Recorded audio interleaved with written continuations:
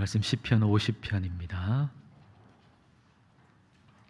시편 50편입니다. 우리 한 절씩 읽겠습니다. 전능하신 이 여호와 하나님께서 말씀하사 해 돋는 데서부터 지는 데까지 세상을 부르셨도다.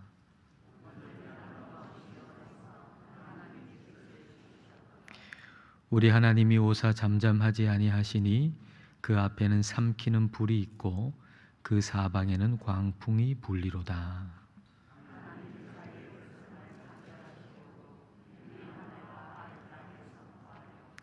이르시되 나의 성도들을 내 앞에 모으라. 그들은 제사로 나와 언약한 이들이니라 하시도다.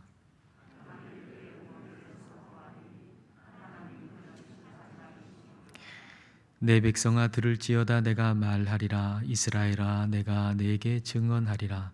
나는 하나님 곧 내 하나님이로다.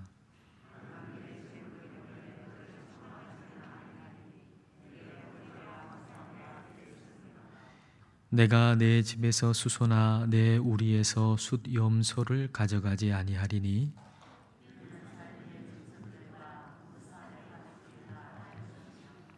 산의 모든 새들도 내가 아는 것이며 들의 짐승도 내 것임이로다.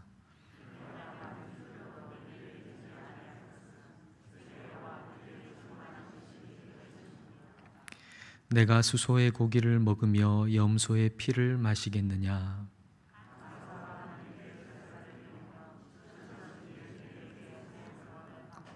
환난 날에 나를 부르라. 내가 너를 건지리니 내가 나를 영화롭게 하리로다.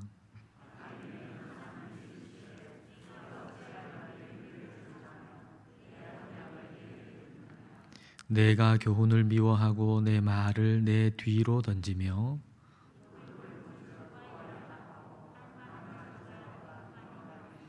내 입을 악에게 내어주고 내 혀로 거짓을 꾸미며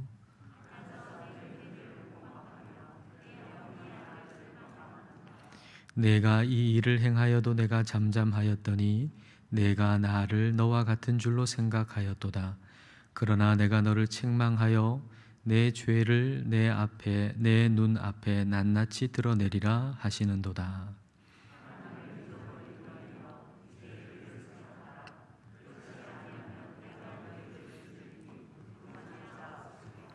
함께 읽습니다. 감사로 제사를 드리는 자가 나를 영화롭게 하나니 그의 행위를 옳게 하는 자에게 내가 하나님의 구원을 보이리라. 아멘. 오늘 시편은 아삽의 시인데요. 아삽의 시. 다윗이 언약궤 하나님의 언약궤를 다윗성으로 이제 모시고 온 다음에 레위 지파 사람들 중에서 하나님을 찬송하고 또 감사하기 위해서 몇 사람을 이제 뽑죠. 그리고 그 대표자가 되는 사람이 바로 아삽이라는 사람입니다. 그러니까 아삽이라고 하는 사람은 말하자면 찬양대의 찬양대장이라고 말할 수가 있겠죠. 그러니까 아삽은 하나님을 찬송하고 예배하는데 관심이 많은 사람이고요. 그래서 하나님께서 이 아삽을 통해서 예배에 대해서 우리에게 말씀하고 계신 겁니다. 자, 1절과 2절을 보겠습니다. 전능하신 분 주 하나님께서 말씀하시어 해가 돋는 데서부터 해 지는 데까지 온 세상을 불러 모으신다. 더없이 아름다운 시온으로부터 하나님께서 눈부시게 나타나신다. 전능하신 하나님께서 온 세상을 불러 모으시고 또 눈부시게 등장을 하신다는 거예요. 이게 심판장이신 하나님께서 나타나시는 그런 모습입니다. 온 땅, 그 땅의 모든 사람들을 소환하고 그리고 심판을 받는 사람들은 하나님의 백성들이고 또 심판하는 분은 심판장이신 하나님이신 거죠. 자, 4절부터 6절입니다. 당신의 백성을 판단하시려고 위의 하늘과 아래의 땅을 증인으로 부르신다. 나를 믿는 성도들을 나에게로 불러 모아라. 희생 제물로 나와 언약을 세운 사람들을 나에게로 불러 모아라. 하늘이 주님의 공의를 선포함은 하나님 그분만이 재판장이시기 때문이다. 재판장이신 하나님께서 지금 재판하시는 그 대상은 하나님의 백성들이에요. 하나님을 예배하는 사람들이에요. 그리고 온 땅을 증인으로 삼고 있는 거죠. 온 땅을 증인으로 하나님의 백성을 대상으로 지금 심판하고 계신다라는 얘기인데요. 베드로 사도가 이에 대해서 이렇게 말씀하세요. 베드로전서 4장 17절과 18절입니다. 하나님의 집에서 심판을 시작할 때가 되었나니 만일 우리에게 먼저 하면 하나님의 복음을 순종하지 아니하는 자들의 그 마지막은 어떠하며 또 의인이 겨우 구원을 받으면 경건하지 아니한 자와 죄인은 어디에 서리요. 하나님의 집에서 먼저 심판하신다, 그렇게 말씀하고 계세요. 그렇다면 하나님을 믿지 않는 사람은 어떻게 되겠는가, 이런 얘기인데요. 먼저 하나님의 집에서 심판하신다. 그렇다면 하나님 믿지 않는 사람은 도대체 어떻게 되겠는가?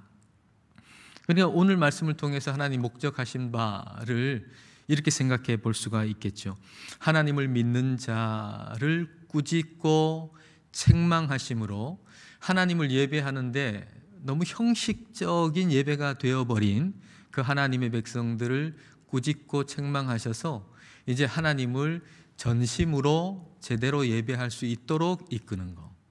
그 다음에 그런 모습을 보고서 세상 사람들도 하나님께로 돌아와 하나님을 예배할 수 있도록 하는 것. 이것이 목적이라고 볼 수 있겠죠. 그러니까 핵심은 어찌됐든지 예배에 있는 거예요. 시편 50편의 핵심 메시지는 예배에 있는 거죠. 그럼 우리가 드리는 예배가 어떻게 드려져야 될 것인가 라고 하는 걸 우리 생각하면서 8절을 보겠습니다. 오늘 8절 말씀에 나는 내 재물 때문에 너를 책망하지는 아니하리니 내 번제가 항상 내 앞에 있음이로다. 하나님께서 하나님 백성들에게 하시는 말씀이 너의 재물 때문에 너를 책망하지는 않는다라고 하셨어요. 그 말씀이 무슨 말씀이겠어요? 네가 드리는 재물에 대해서 거기는 문제가 없다는 거죠. 재물 자체에는. 그럼 뭐가 문제라는 거죠? 그걸 드리는 마음, 그걸 드리는 자세, 그것이 문제라는 거죠. 자, 9절부터 보면요, 9절부터 13절 말씀에 하나님이 이렇게 얘기하시는 거예요. 내가 내 집에서 수소나 내 우리에서 숫 염소를 가져가지 아니하리니 이는 삼림의 짐승들과 뭇산의 가축이 다 내 것이며 산의 모든 새들도 내가 아는 것이며 들의 짐승도 내 것이미로다. 내가 가령 줄여도 내게 이르지 아니할 것은 세계와 거기에 충만한 것이 내 것이미로다. 내가 수소의 고기를 먹으며 염소의 피를 마시겠느냐. 모든 것이 다 하나님의 것이다 라는 얘기입니다. 근데 하나님의 백성들이 마치 생각하기를 내가 내 것을 가지고서 하나님한테 드린다고 생각하는 거예요. 내가 내 것을 가지고 하나님께 드린다, 그래서 하나님의 필요를 채워준다, 이렇게 생각을 하는 거죠. 그래서 하나님께서 말씀하시는 거예요.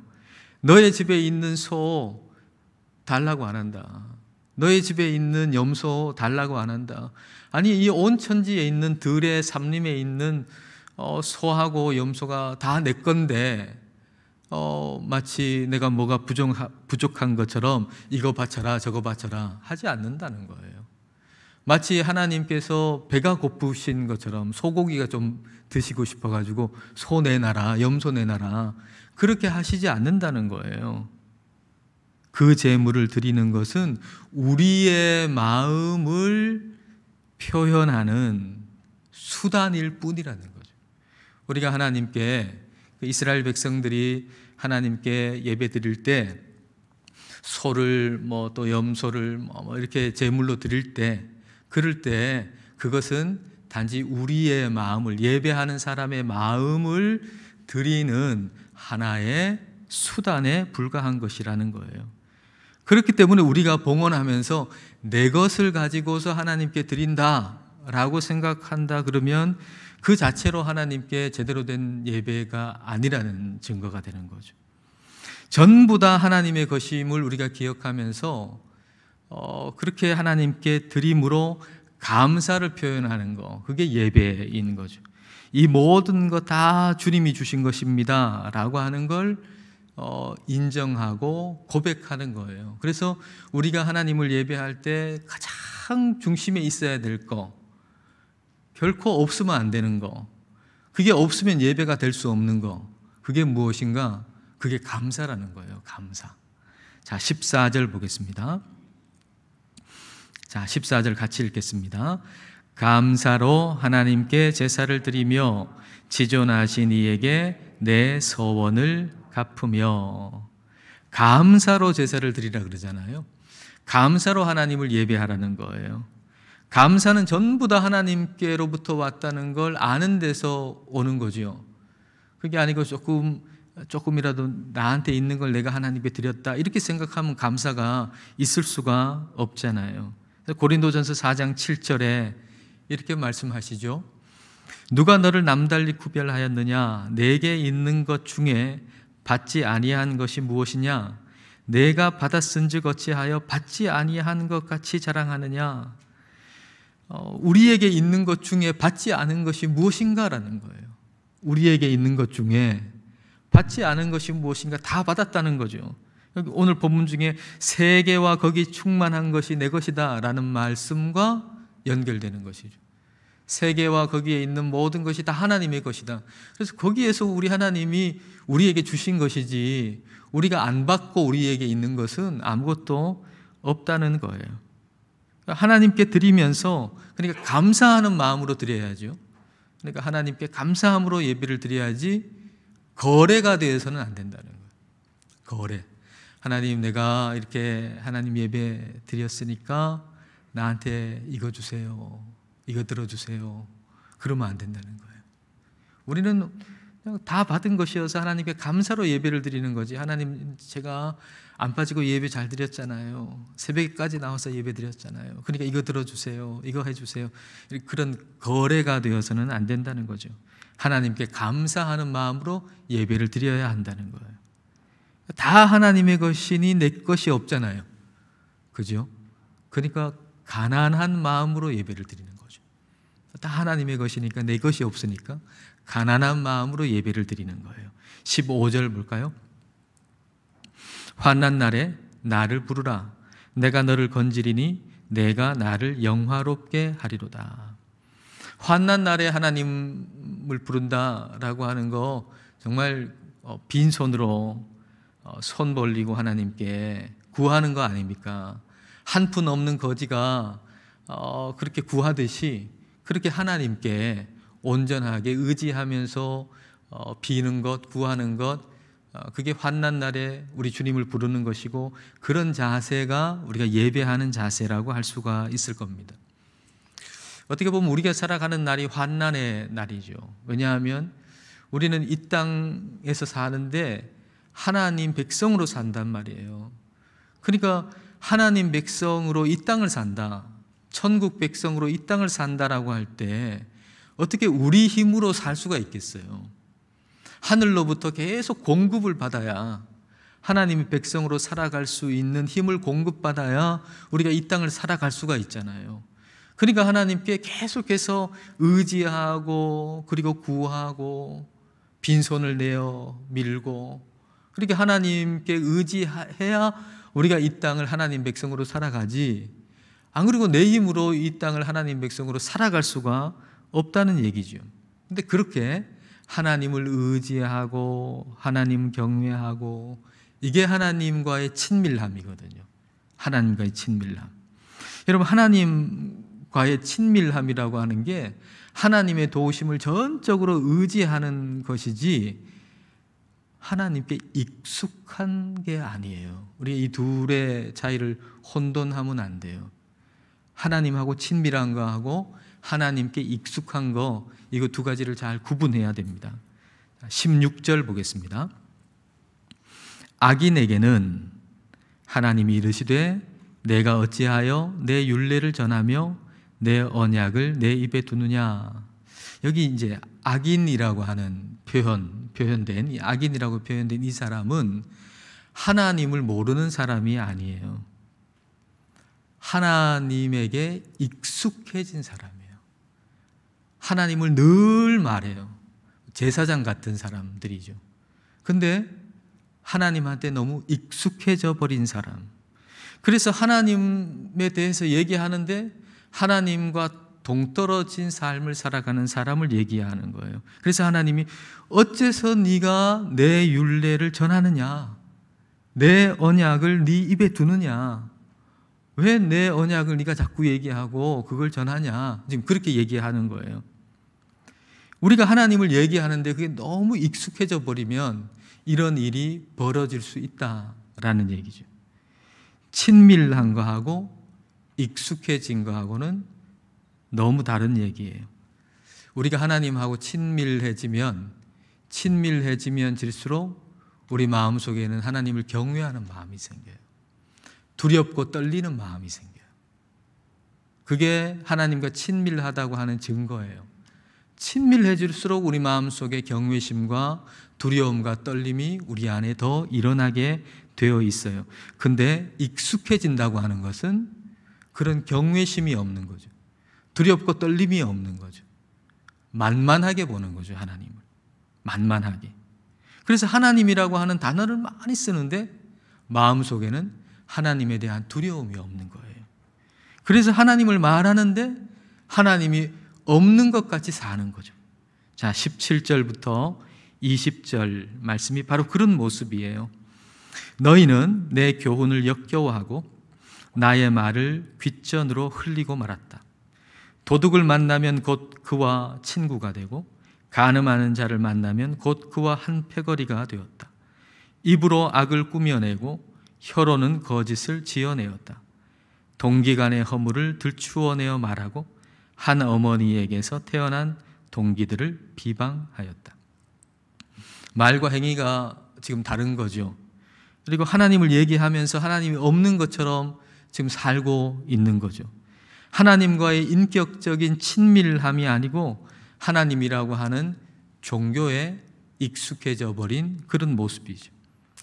저는 저 자신을 포함해서 우리 모두가 가장 경계하고 주의해야 할 것이 바로 이것이라고 생각을 합니다. 하나님과의 인격적인 친밀함이 아니고 그냥 종교적인 익숙함에 빠져버리는 것이죠. 내용을 담기 위해서 그릇이 필요하잖아요. 내용을 담기 위해서 형식이 필요한데 이제 그 형식에만 너무 집착을 하고 그 형식에 너무 익숙해져 버려가지고 그래서 그 그릇만 볼 때 형식주의에 빠져버리고 말죠. 그리고 그 형식에 익숙한 것을 내 영성이라고 착각하는 거예요. 형식에 아주 익숙해져 있는데 그것을 영적으로 아주 깊어졌다고 생각해버리는 거죠. 저 같은 목회자가 가장 그런 착각에 빠지기 쉽고요. 그리고 교회 생활 오래 하신 분들, 또 활동을 많이 하시는 분들, 이런 착각에 빠지기가 매우 쉽다는 사실을 자각해야 할 것입니다. 그렇게 되다 보면 내가 종교적인 이 활동에 굉장히 익숙해져 있는데 그걸 하나님하고 친밀하고 하나님과 가깝다고 생각해 버리면 나 혼자만의 문제로 끝나는 게 아니고 하나님하고 친밀해지기를 원하는 사람을 자꾸 방해하게 되는 거예요. 나 혼자만 그렇게 그냥 딱딱하게 굳어져 있으면 괜찮을지 모르겠지만 그것도 큰 문제죠, 물론. 근데 그렇게 될 때 문제는 정말 하나님과의 친밀함으로 나아오고자 하는 성도를 자꾸 방해하게 된다는 거예요. 그래서 아주 큰 문제가 되는 거죠. 그러니까 우리가 그렇게 되지 않도록 우리 자신이 자꾸 깨어지는 회개를 해야 해요. 우리 자신이 자꾸 깨어져야 해요. 우리 안에는 그렇게 깨어져야 할 부분들이 지금도 있어요. 그래서 우리가 날마다 깨어지고 회개해야 되는 거죠. 하나님과 인격적인 친밀함, 그 친밀함으로 인해 가지고 내 안에 하나님을 경외하는 마음, 두렵고 떨린 마음이 계속해서 유지될 수 있도록, 더해질 수 있도록 우리는 회개해야 하는 거예요. 자, 21절을 보십시다. 21절에 내가 이 일을 행하여도, 그러니까 그냥 종교적인 익숙함 가운데 두렵고 떨림이 없어요. 그래도 내가 잠잠하였더니 네가 나를 너와 같은 줄로 생각하였도다. 그러나 내가 너를 책망하여 내 죄를 내 눈 앞에 낱낱이 드러내리라 하시는도다. 종교적인 익숙함을 친밀함으로 알고 잘 믿는다고 생각하고 그렇게 사는 거예요. 그런데 그렇게 사는데도 하나님이 잠잠하시고 놔두시니까 하나님을 너무 만만하게 보는 거죠. 하나님을 나같이 생각하는 거예요. 하나님에 대한 두려움이 없어요. 하나님에 대한 떨림이 없어요. 하나님 앞에 예배를 드려도 그 신선한 두려움과 떨림이 사라진 지 오래됐고, 하나님을 찬송해도 그 찬송의 감격이 사라진 지 오래됐고, 그냥 익숙한 대로 그렇게 사는 거예요. 그런데 하나님이 뭐라 하지 않고 가만 놔두시니까 내가 그냥 잘 믿고 있는 줄 아는 거예요. 하나님을 나같이 생각하고 만만하게 생각하는 거예요. 이렇게 예배해도 괜찮구나 그렇게 생각하는 거예요.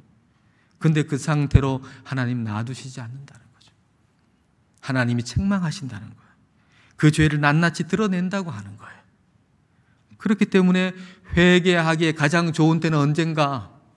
회개하기에 가장 좋은 때, 그 죄가 드러나기 전에 별탈 없을 때, 바로 지금.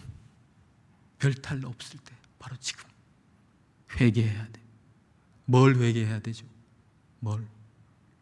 종교적인 익숙함에 머물러 있으면서 하나님 잘 믿는다고 착각했던 거, 이거 회개해야 된다는 거예요. 그리고 주님께로 돌아서야 되는 거죠. 그래서 오늘 우리가 22절의 말씀을 우리에게 주시는, 나에게 주시는 경고로 우리는 받아야 될 겁니다. 자, 22절을 보십시오. 자, 22절, 나한테 주시는, 내가 받아야 할 경고라고 생각하시면서 같이 한번 읽겠습니다. 하나님을 잊어버린 너희여, 이제 이를 생각하라. 그렇지 아니하면 내가 너희를 찢으리니 건질 자 없으리라. 하나님을 잊어버렸다 그랬어요. 하나님을 잊어버린 너희여. 달리 표현하면 뭔가요? 하나님께 너무 익숙해져 버린 너희여. 하나님에게 너무 익숙해져 버린 너희여. 하나님한테 너무 익숙해져 버렸다는 증거는 뭘까요? 감사가 사라지는 거예요. 감사를 잊어버리는 거예요. 하나님 앞에 예배하는 것 자체가 감사인데 이제 하나님 앞에 예배를 드리면서도 감사가 사라졌어요. 내 삶에 감사가 사라졌어요. 그냥 그저 불평과 불만, 하나님을 예배하면서도 또 예배를 인도하면서도 또 설교를 하면서도 목회를 하면서도 교회를 섬기면서도 중직자면서도 신앙생활을 한 지 오래됐으면서도 감사가 사라져버렸어요. 하나님을 잊었다는 것, 곧 감사를 잊어버렸다는 거예요. 감사를 잊어버렸다. 그러면 그 반대는 뭘까요? 하나님을 잊어버린 자의 반대는 감사로 예배하는 자죠. 23절에 나오잖아요. 23절. 자, 이것도 같이 한번 읽어볼까요? 감사로 제사를 드리는 자가 나를 영화롭게 하나니 그의 행위를 옳게 하는 자에게 내가 하나님의 구원을 보이리라. 감사로 제사를 드리는 자, 감사로 예배를 드리는 자, 우리가 하나님을 향한 감사를 회복해야 되겠습니다. 감사는 전부 하나님께로부터 온다는 걸 아는 데서부터 시작됩니다. 우리가 가진 모든 것, 그리고 우리의 재능과 힘, 또 우리의 일상을 가능하게 하는 모든 것들, 그 모든 것이 다 하나님께서 우리에게 주신 것입니다. 나라고 하는 존재, 하나님 없이는 불가능합니다. 하나님께 감사함으로 예배하는 예배자가 되시기를 축복합니다.